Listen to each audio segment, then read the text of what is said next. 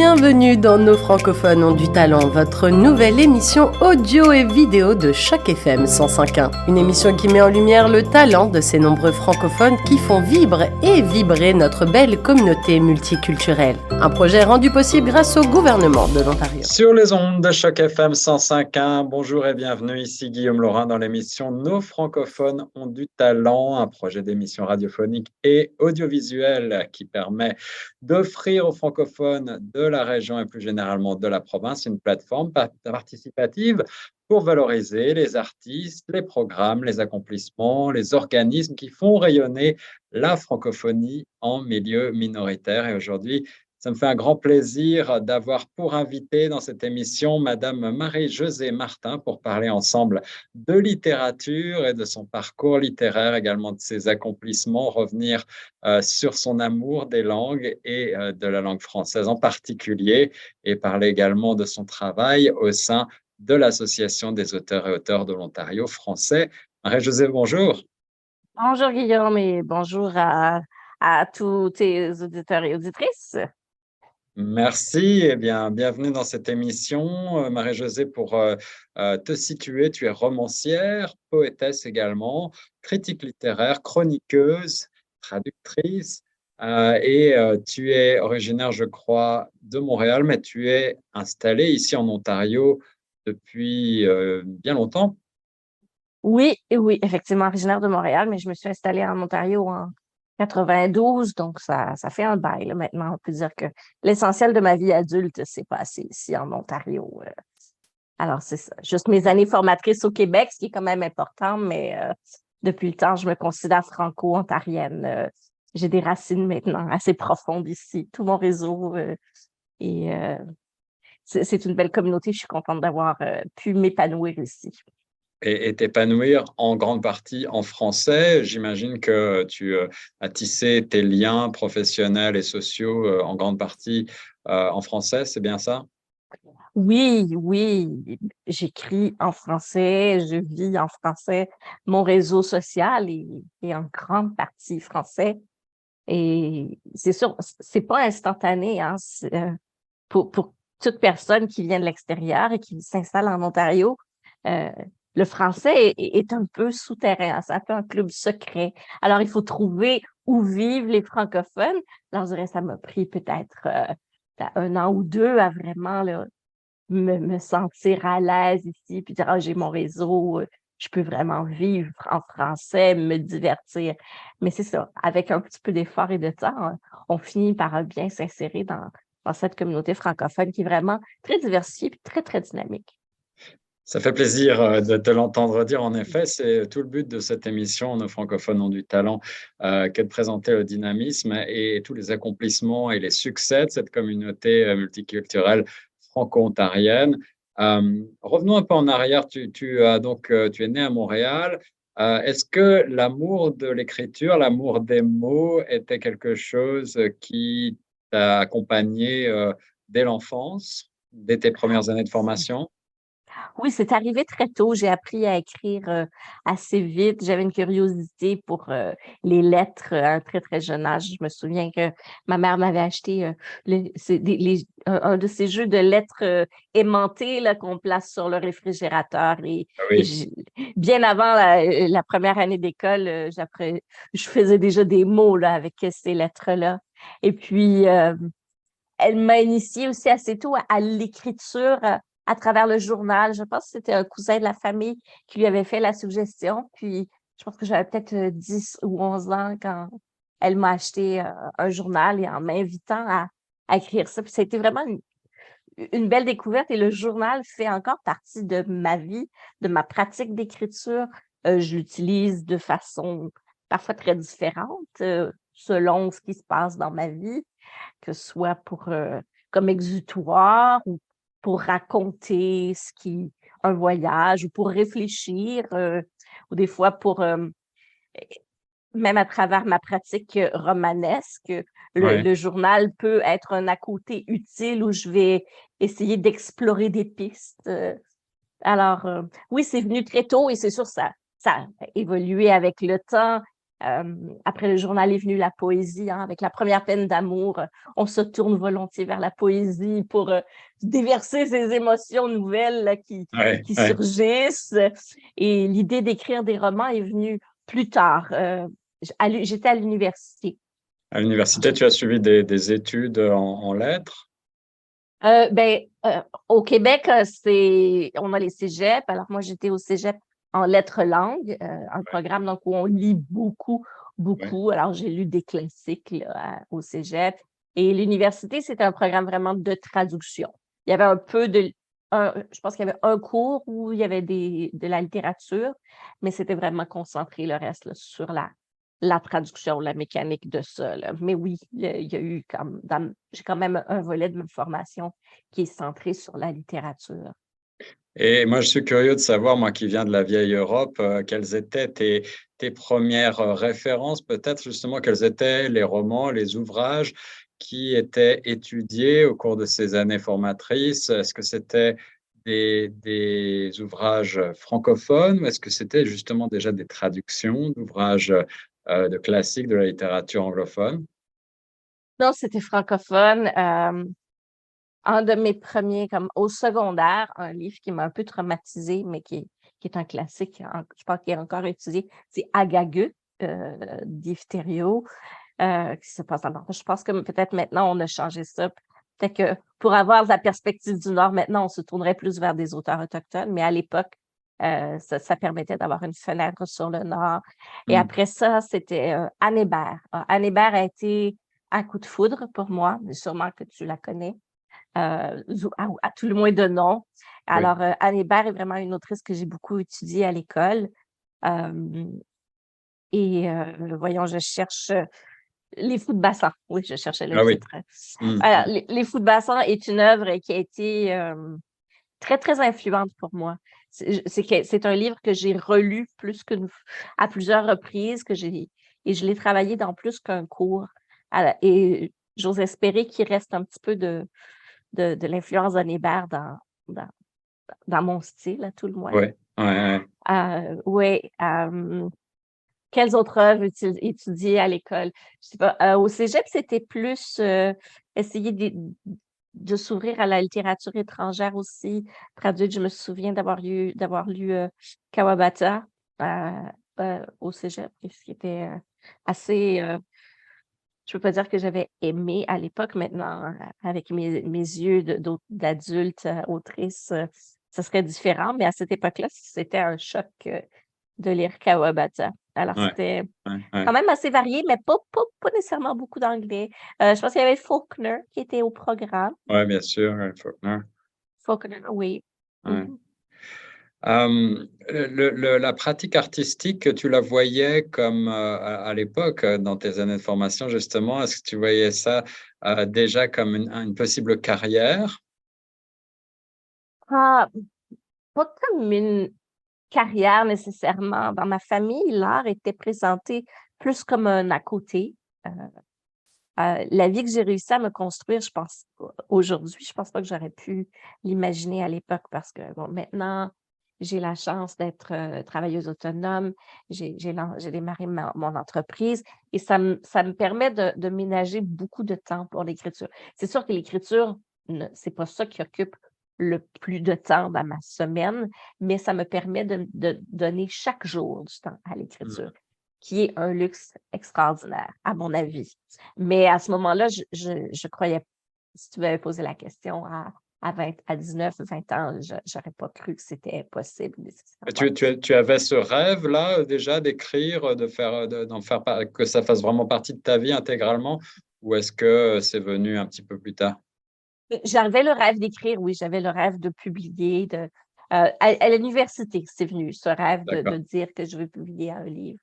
Avant, j'aimais la littérature, j'aimais lire, mais bon, j'écrivais des poèmes, mais je me voyais pas nécessairement publier un livre. C'est, je pense que c'est à l'occasion d'un repas de famille, euh, une amie de la famille avait dit Ah, tu devrais écrire ton histoire. Et Mm.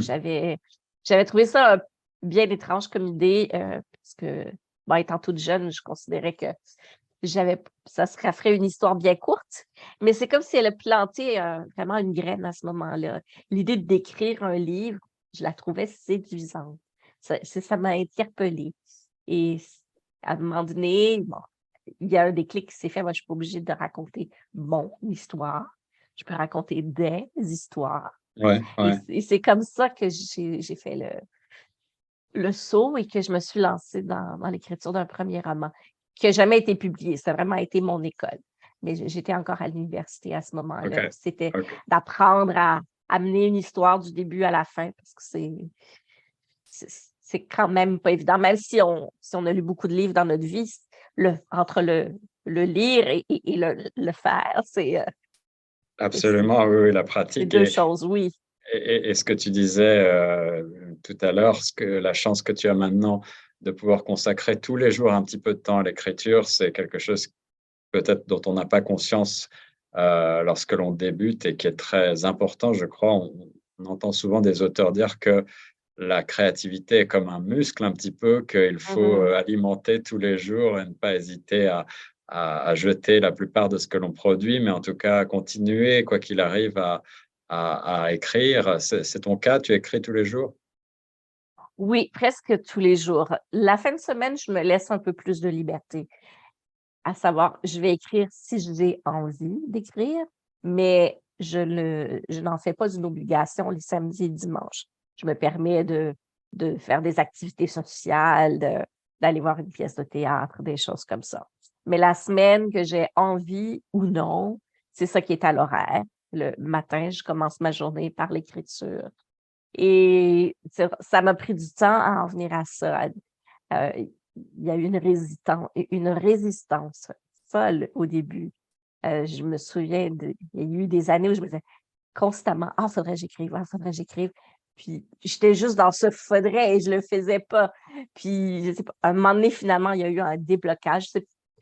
Puis, je pense que je me donnais pas quelque chose en moi se donnait pas la permission de le faire. Il y avait cette résistance. Peut-être parce que euh, mon père était artiste, mon père était pas.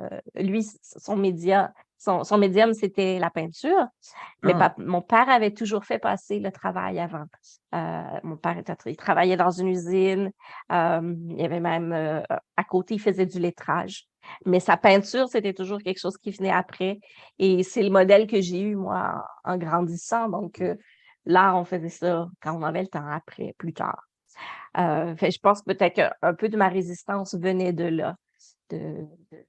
alors, explique-moi le cheminement qui a mené à la publication en 2005, finalement, de ton premier roman, Fil d'Ariane. Ah, alors, oui, tu as fait tes recherches, hein, ce fil d'Ariane qui n'est même plus disponible de nos jours.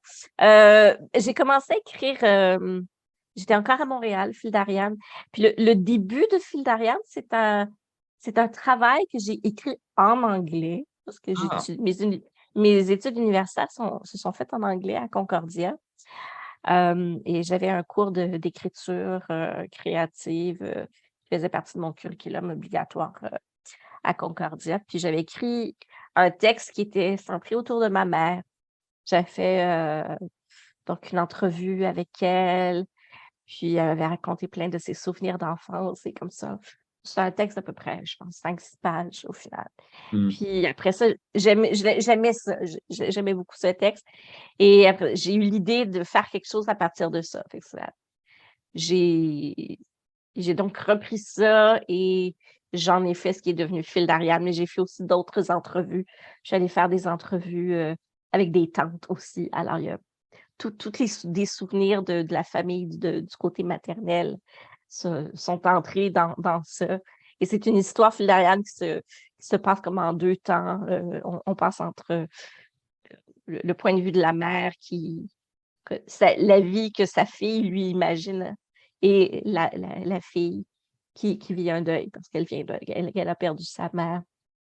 Alors, le texte a pris, je ne sais plus combien d'années à écrire et bon, je l'ai soumis à un certain nombre d'éditeurs. J'ai commencé à l'envoyer à des éditeurs, je pense que j'étais encore à Montréal. Ça répondait pas, ça a été je pense que je m'étais résolue à ce que ça donne rien. Puis, à un moment donné, j'ai fait une rencontre avec une Française installée au Canada maintenant. Elle s'appelle Adeline Rognon. Du travail très, très intéressant avec la gravure. Alors, si jamais vous aimez ça, vous allez du côté de Montréal, elle offre souvent des ateliers. Mais en fait, Adeline Rognon m'a présenté quelqu'un un autre Français, André Serra, qui avait les éditions de l'As. D'accord. Et ben, c'est comme ça que j'ai fait la connaissance d'André Serra et il a accepté de publier. Enfin, il a accepté de regarder le texte et dit, bon, ben, il faudrait que tu le retravailles. Et je l'ai retravaillé et puis, ben, c'est ça, éventuellement, il a été publié. Et ça a Alors, été tu m'as le début. expliqué que tu as puisé dans des mémoires de ta famille pour ce premier roman, mais est-ce qu'il y a aussi, comme c'est souvent le cas pour un premier roman, une part autobiographique? Ben, bien sûr, bien sûr. C'est vrai que les premiers romans ont souvent une grosse part d'autobiographie. Et quant à moi, c'était mon expérience du deuil d'avoir. Oui, j'ai perdu ma mère très jeune. J'avais 22 ans quand elle est décédée. Hmm. Alors, c'est un peu mon deuil que j'ai extisé, Ouais, si on peut ouais. dire, dans ce texte-là. Et effectivement, j'avais l'impression de ne pas avoir eu le temps de connaître ma mère. Alors, à travers les entrevues et aussi avec, dans le fond, je lui ai imaginé un passé. Parce que bon, c'est sûr, j'avais des petites anecdotes de famille, mais la relation entre une mère et sa fille, euh, en tout cas, la nôtre, elle était particulièrement houleuse quand j'étais adolescente. Hmm. Et on commençait juste à avoir une relation plus intéressante au début de ma vingtaine, mais c'est ça, elle est décédée et on n'a comme pas eu le temps d'apprendre vraiment à se connaître comme femme. Alors, tu commences donc pour ce qui est de la publication avec un roman. Est-ce que c'était ton genre de prédilection? Est-ce que tu voyais euh, une poursuite dans ce style-là ou est-ce que à ce moment-là, tu voulais aussi poursuivre la pratique de la poésie, la pratique de la chronique littéraire, de l'opinion, des choses comme ça?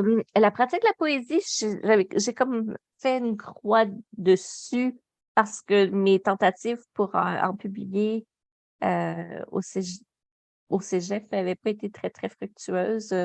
Moi, dans le journal étudiant, puis c'est ça, j'avais l'impression que mes thèmes détenaient par rapport à ce qui était à la mode.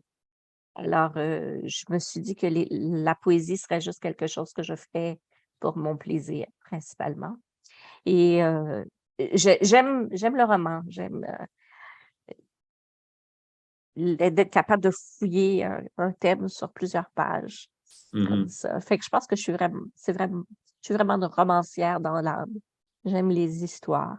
La chronique littéraire est comme venue un peu en parallèle. J'ai l'impression que c'est un peu un accident de parcours.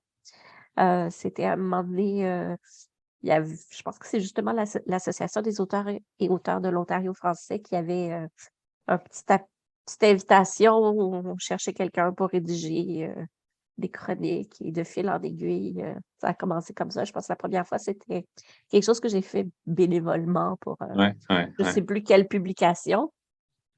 Et ça l'a débouché sur, je pense, presque 12 ans de collaboration avec le magazine À Bon Verre Bonne Table, qui est le magazine de la LCBO, en français, qui s'appelle les doux. Oui, c'est ça, À Bon Verre Bonne Table. Ma Ouais. chronique s'appelait Les doux plaisirs. Et c'était la chronique littéraire a été une très bonne école, je trouve.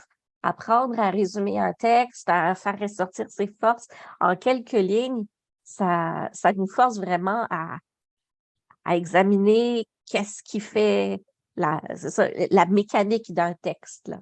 Et en tout cas, moi, je considère que j'en ai tiré de grandes leçons Et, que j'ai appliquées à ma propre écriture, bien sûr, après.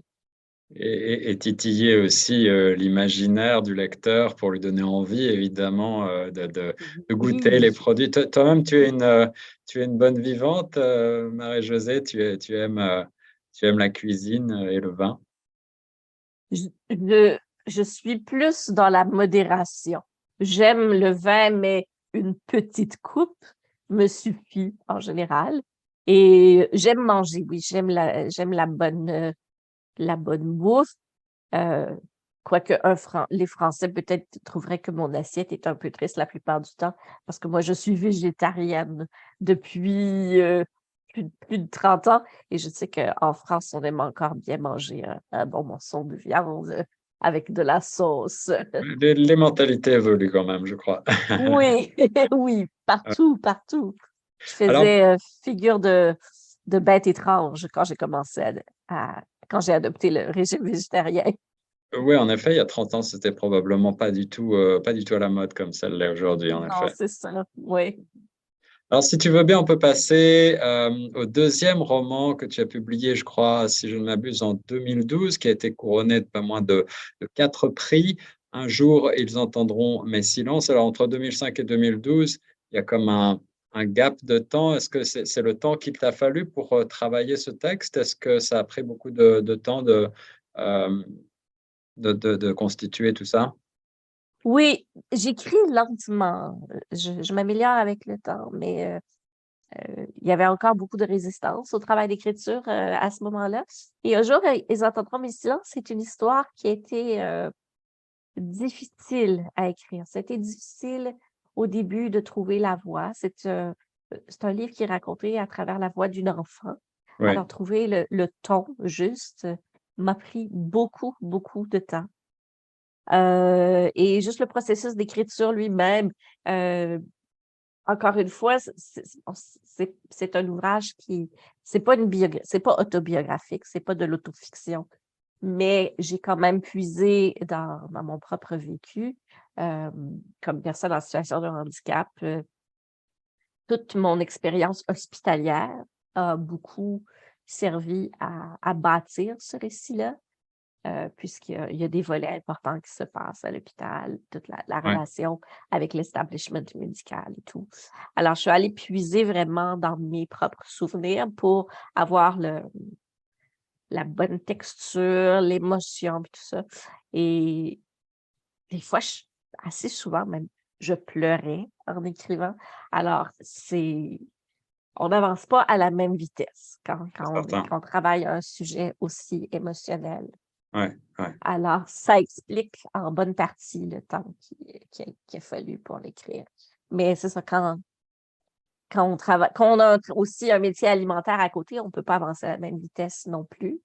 Et j'avais encore un emploi à temps plein à ce moment-là qui me donnait pas autant de souplesse que j'ai aujourd'hui. Alors, tout ça a aidé à ça. Tes intentions quand tu as entrepris l'écriture de Un jour, ils entendront mes silences, c'était justement d'aider la société à changer un petit peu son regard sur les personnes en situation de handicap. C'était cette volonté, euh, entre guillemets, de nous secouer un petit peu. Oui, oui, secouer est un très, très bon terme. Après la publication de mon premier roman, je m'étais dit, bon, sur quoi je vais écrire après? Puis l'idée d'écrire un jour, ils entendront mes silences, c'est venu dans le train. Je revenais d'une visite à Montréal, donc j'étais en route pour Ottawa, puis je, je pense que je regardais les, les nouvelles, je lisais les nouvelles, quelque chose comme ça. Ouais, À l'époque, je ne sais pas si vous vous en souvenez, mais on parlait beaucoup de l'affaire Latimer.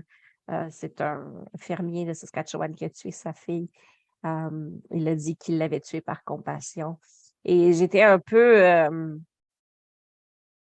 découragée du traitement médiatique de l'affaire. En fait, je trouvais que c'était une vision, euh, pour utiliser un terme qui n'existait pas encore à l'époque, capacitiste. Alors, c'était une vision très, très, à mon point de vue, très, très biaisée. ouais. Et bon, je suis pas journaliste, alors j'étais pas pour. Et même si j'avais écrit à la presse, je pense pas que ça aurait fait grand-chose. Mais moi, je me suis dit, comme autrice, qu'est-ce que je peux faire? Comme autrice, ben, je peux offrir une perspective différente à travers un roman. Et je crois que des fois, la littérature permet d'aller plus au vrai que le journalisme, permet de faire de mettre en lumière une vérité avec beaucoup, beaucoup de puissance. Alors, j'ai donc eu l'idée de ce personnage de Corinne qui est un peu comme Tracy Latimer, n'était pas capable de parler. Et je pense que j'ai réussi donc à faire vivre de l'intérieur cette réalité-là d'un enfant handicapé. 10 ans plus tard, est-ce que tu as le sentiment que les consciences ont évolué un petit peu sur la question et en tout cas la place des personnes en situation de handicap dans la société? Est-ce que tu vois une évolution positive ou est-ce qu'il te semble qu'il reste encore beaucoup de chemin à faire? Il y a du chemin qui a été fait, c'est indéniable. Il en reste beaucoup. Et comme pour les femmes, je dirais qu'il faut jamais rien considérer que c'est acquis. Mais dans le traitement médiatique, par exemple, ces jours-ci, c'est autour de l'aide médicale à mourir. Je constate que les médias ont fait beaucoup, beaucoup de progrès et qu'ils sont capables de donner une perspective beaucoup plus large. Il y a un regard un peu moins misérabiliste Ouais, sur les handicaps en général. ouais, Et ouais, ça, c'est formidable de le voir, oui. ouais.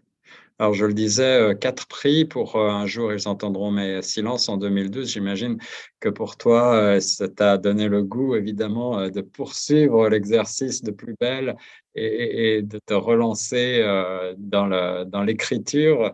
Hem, tu, tu as, tu as sauté, entre guillemets, d'un genre à un autre. Est-ce que tu as un genre de prédilection? Est-ce que tu as un style littéraire de prédilection?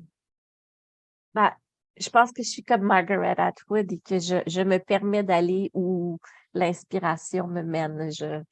Je dis pas que tout ce que je vais écrire dorénavant sera de la science-fiction. En fait, je suis sûre que ce sera pas tout de la science-fiction, mais il y en aura encore. Et ça, je sais pas combien d'autres livres j'aurai le temps d'écrire ou j'aurai le goût d'écrire, mais dans ce qui s'en vient, il y a un mélange. Il y a certainement encore au moins une autre histoire de science-fiction, mais il y a aussi probablement un récit d'autofiction, peut-être, Ah, dans mon futur. Mais l'histoire, mon plus récent roman, donc le tome 1 de la trilogie Après Massala, qui est intéressant, c'est l'idée m'est venue pendant que je travaillais sur Un jour, ils entendront mes silences. OK. Oui, oui. Alors, ce que j'ai fait, bon, si je l'ai noté, hein, parce que quand une idée vient, il faut la saisir tout de suite. Et c'est ça, j'ai fait une toute petite pause dans l'écriture d'Un jour, ils entendront mes silences pour être capable de vraiment mettre sur papier comme il faut euh, l'univers d'après Massala qui m'est venu. Puis, une fois terminé, donc, je me suis mis dans ce nouveau roman. Mais encore une fois, ça a été un processus assez long parce que c'était d'apprendre comment bâtir un univers. Euh, Écrire de la science-fiction, c'est un processus vraiment très, très différent. J'imagine, Il ouais. y a tout ce qu'on appelle la construction du monde, là, le world building. Ouais. Euh, et c'est... bon, j'avais pas appris à faire ça à l'école. J'ai pas non plus étudié de science-fiction à l'école. C'est rare qu'on en met au programme, du moins dans la formation générale. Alors, c'était vraiment d'apprendre. J'étais une lectrice, alors je savais quand même comment ça fonctionne la science-fiction, mais de là, encore une fois, de la théorie à la pratique, il y a un grand saut à faire et j'étais j'étais pas certaine de le réussir. J'ai eu mes doutes en cours de route. En fait, je pensais que le cerveau allait m'exploser à plusieurs reprises parce que bâtir un monde, c'est énormément de détails. Alors, c'est pas juste la géographie, il y a l'économie, la structure sociale et tout.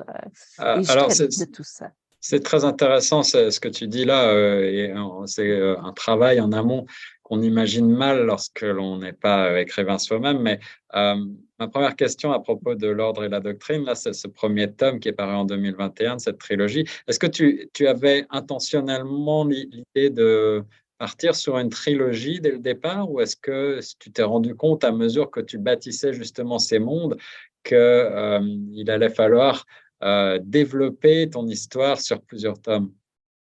C'est exactement ça, Guillaume. Moi, je pensais que j'écrivais juste un roman, mais quand je me suis mis dedans, j'ai constaté que j'y arriverais pas en un seul roman, parce que la mise en place de l'univers m'assalait, pardon, euh, pour que ça se fasse de façon naturelle. J'ai constaté très vite qu'il faudrait que ce soit sur un certain nombre de livres. Est-ce Parce que qu'on c'est veut facile pas. comme ça?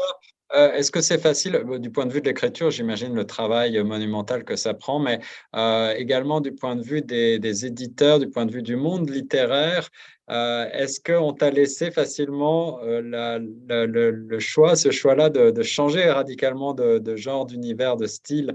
Est-ce qu'on a accepté cette idée de bon cœur ou est-ce que tu as dû imposer, entre guillemets, cette idée? Ben, j'ai changé d'éditeur. Ah, oui, c'est ça. Oui, c'est ça. L'éditeur qui a publié Un jour ils entendront mes silences, ils n'étaient pas à l'aise avec ce changement-là. Ils n'avaient pas vraiment l'habitude de ce genre d'histoire-là. Alors, ça a impliqué de magasiner un nouvel éditeur. Et je suis bien contente d'où j'ai abouti finalement. Ça a été une rencontre avec une très, très belle équipe. Tu, tu as cité brièvement Margaret Atwood tout à l'heure. Est-ce que La Servante écarlate a été, entre guillemets, peut-être une inspiration pour l'écriture de L'Ordre et la Doctrine, ou en tout cas la création de ce monde, et puis la question des luttes de sexe, peut-être des luttes de genre, qui est au cœur de cette trilogie? C'est une des influences, oui, parmi d'autres. Je dirais que l'univers de Dune, de Frank Herbert, est aussi une influence pour ce texte-là. Et le Gellion de Loki Bersianic, Loki Bersianic, dans le Gellion, fait tout un travail sur la langue aussi. Et le Gellion était bâti un peu sur... ça se voulait construire comme la Bible, avec des livres. Et donc, cette idée d'un livre saint, il fait aussi partie de l'univers de l'Ordre et la Doctrine, où j'imaginais qu'à la place de la Bible, on avait donc un livre saint qui était centré sur une Messie, et un livre que j'appelle l'Akiva. Et chaque chapitre dans l'Ordre et la Doctrine commence par un extrait de ce livre saint. Alors, oui, c'est ça. L'outil bersianique a été une autre des influences, mais Artwood, bien sûr, oui.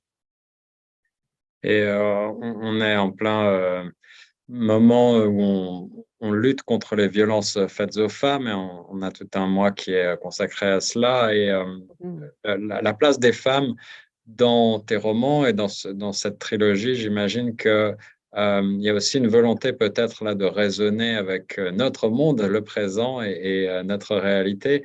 Quel est là-dessus ton avis 5 ans, 6 ans après le grand mouvement MeToo, après ces changements-là? Est-ce que tu as le sentiment qu'on a évolué aussi en tant que société sur l'inclusion des femmes, sur la parité et sur la question évidemment des violences? Ouf! En fait, j'ai l'impression qu'il y a eu un mouvement de recul, hein, un backlash, une réaction de ceux qui sont pas à l'aise avec le changement et qui, avec la pandémie, on a vu une recrudescence de la violence envers les femmes.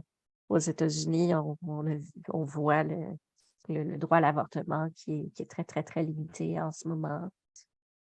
Étrangement, j'ai l'impression que c'est en Orient en ce moment que les femmes montent, et avec ce qui Ouais, se passe en Iran, c'est Iran, ouais, ouais. extraordinaire. Oui, c'est extraordinaire le courage de ces femmes qui se dévoilent et les jeunes hommes sont à leur côté. Les jeunes hommes sont là, qui les appuient dans leur lutte. Ici,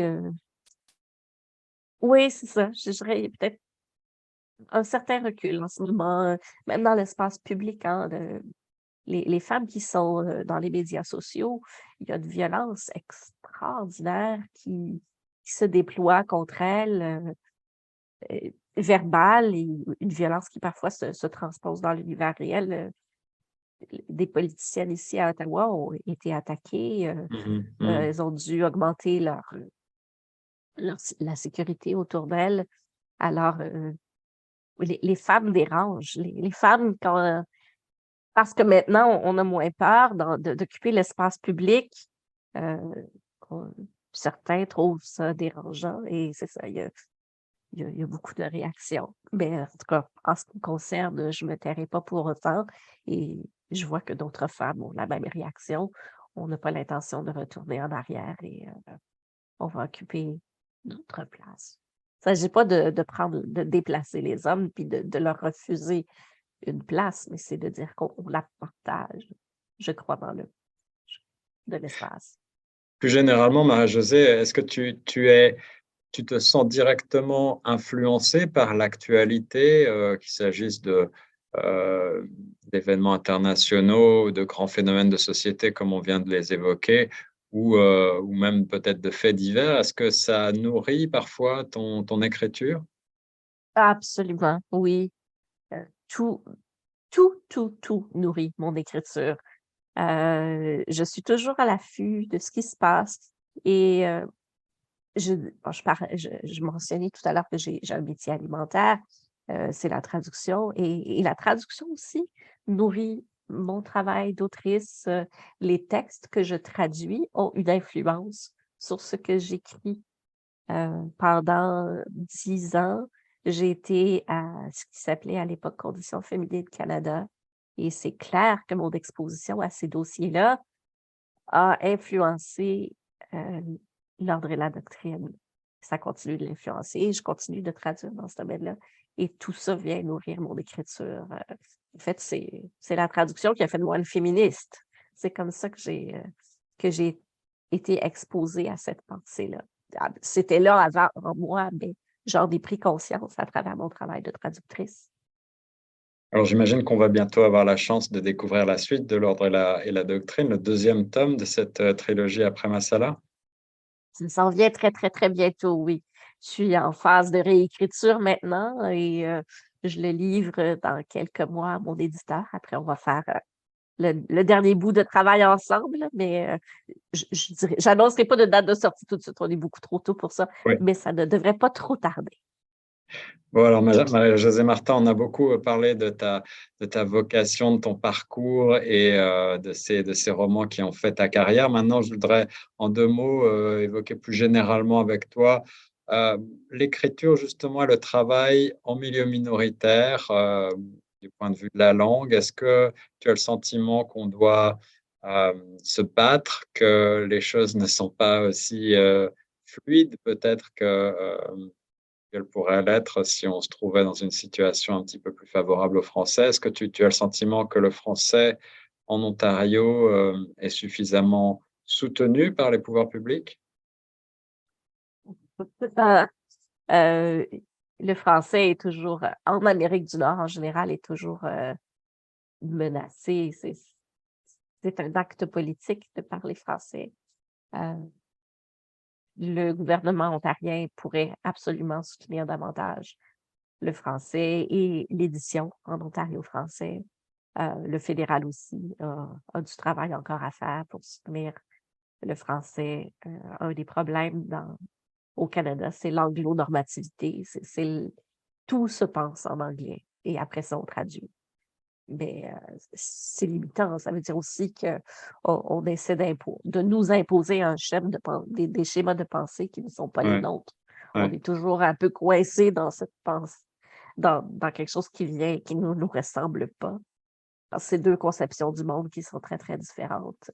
Nous, c'est ça. Ce qui explique aussi peut-être un peu beaucoup l'identité des Québécois et des Franco-Ontariens. On est vraiment entre la culture française, européenne et l'anglais nord-américain. Mais il faut toujours être vigilant. On l'a vu avec le combat pour nos universités francophones en Ontario, toute l'histoire de la Laurentienne. Ouais, ouais, ouais. Dans l'Ouest aussi, on l'a vécu avec l'université, le campus Saint-Jean et tout ça. Ce qui se passe au Nouveau-Brunswick, j'aurais jamais cru voir ça. Mais en ce moment, le Nouveau-Brunswick, le français est attaqué. Ouais. Ouais. Comment ça se fait que les gouvernements ne voient pas la richesse et l'enrichissement, même du point de vue purement matériel, économique, que peut constituer le fait de maîtriser le français, de maîtriser deux langues, qui permettent des échanges avec une grande partie du monde, qui permet aussi à la création, à la créativité, justement, de faire rayonner le Canada sur d'autres continents et dans d'autres cultures? C'est une très bonne question et je sais pas je crois pas que j'ai une bonne réponse. Il faudrait poser la question à ceux qui nous dirigent, à Doug Ford, entre autres, parce que oui, avoir plus que de langue, c'est une richesse formidable. Puis je pense que nos dirigeants sont motivés par des décisions économiques. La construction de routes, hein, c'est très, très important pour le gouvernement actuel. Mais ce qui reste d'une société, d'une culture, c'est quoi? C'est la culture. Quand on pense à la Grèce antique, à l'ancienne Égypte, qu'est-ce qui nous reste d'eux? C'est culture formidable. On lit encore les textes de la Grèce, on lit encore Absolument. Ouais, Sappho aujourd'hui. ouais, ouais, ouais. Et j'ose croire qu'il y aura, dans 2, 3 siècles, on lira encore quelques-uns des textes que l'Ontario français aura contribué au patrimoine humain. Alors justement, si on parle d'engagement communautaire et dans la francophonie, tu es depuis quelque temps la présidente de l'AOF, l'Association des auteurs de l'Ontario français. Euh, Comment est-ce que s'est passée cette nomination? Parle-moi un peu de cette volonté peut-être de t'engager un petit peu plus justement pour les auteurs et pour faire rayonner davantage la francophonie encore. Mais il y a quelques années, j'ai servi sur le CA d'abord comme simple administratrice, puis vice-présidente. Alors, j'ai servi 2 mandats. Et après pendant que j'étais là, j'ai essayé de semer l'idée que ce serait bien qu'une femme Ouais, prenne ouais. la présidence parce que ça faisait longtemps qu'elle n'avait pas eu à la tête de l'association. Et ben, enfin, je me suis fait jouer à la tour parce que après, bon, quand il a fallu préparer le départ de Gabriel Hosson, l'ancien président, bon, on a dit, ben, Marie-Josée, est-ce que tu te présenterais à la présidence? Je dis, ben, OK, laissez-moi y passer 2 minutes, là. Puis, j'ai accepté. C'est une très belle association. Elle fait un travail formidable pour soutenir les créatrices et les créateurs en Ontario. Euh, pour le commun des mortels, les lectrices, les lecteurs n'en sont pas nécessairement conscients, mais l'association fait vraiment un travail à l'arrière-plan pour soutenir les auteurs, puis aussi au niveau politique. Pour les auteurs eux-mêmes, il y a toutes sortes de programmes, le compagnonnage littéraire, entre autres, qui aident à préparer une relève. C'est ça. C'est important. Puis juste le réseautage, hein, moi, je sais que comme autrice, ça a été important, le réseautage que j'ai fait, être capable de rencontrer d'autres personnes qui écrivent. Faut pas négliger ça, c'est très, très précieux, ces liens-là. Alors, c'est pour ça que j'ai accepté de le poste de présidente et on est extrêmement chanceux. C'est une association qui est solide, qui a une bonne direction générale. Yves Turbide fait un excellent travail. Il y a des projets formidables. Alors, c'est un plaisir d'être là. On a un CA le conseil d'administration, ce sont des personnes brillantes qui sont, les gens sont en réunion, ça participe. C'est un plaisir de diriger un CA comme ça. Voilà, une association de passionnés, l'AOF. On va rappeler le site internet aaof.ca si vous voulez en savoir plus. Pour Oui, terminer, Marie-Josée, je sais que tu donnes parfois des ateliers, que tu es très présente également auprès de la jeunesse. Qu'est-ce que tu pourrais donner comme conseil pour nos jeunes et celles et ceux plus généralement qui voudraient lire davantage d'abord et pourquoi pas se lancer à leur tour dans l'écriture en français? lire davantage est toujours une bonne idée. Puis, je dirais, lire diversifié. Des fois, peut-être se donner un petit défi d'essayer quelque chose de différent. C'est important. Même si on n'aime pas ça du premier coup, c'est correct de temps en temps de lire un livre qu'on n'aime pas. Puis c'est comme ça qu'on finit par se développer une culture comme lectrice ou lecteur. Puis pour se lancer dans l'écriture, ben, oui, il faut pas avoir peur faut pas avoir peur de faire des erreurs au début. Puis je dirais le journal, moi, a été vraiment un outil de développement formidable. Alors, si on a des jeunes à l'écoute, je dirais, ben oui, mettez-vous au journal, c'est une bonne façon de développer ce muscle qui est l'écriture. Marie-Josée Martin dans l'émission Nos francophones ont du talent. Un grand merci d'avoir été mon invité aujourd'hui. Est-ce que tu as un mot de la fin pour les auditrices et les auditeurs?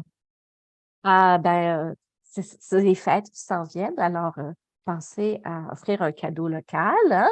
Puis un cadeau local, ça peut être un livre franco-ontarien. Ça se glisse très, très bien dans le bas de Noël, ça. Absolument, absolument. Marie-Josée Martin sur les ondes de Choc FM. Merci beaucoup. Merci, Guillaume. Merci à tous et toutes.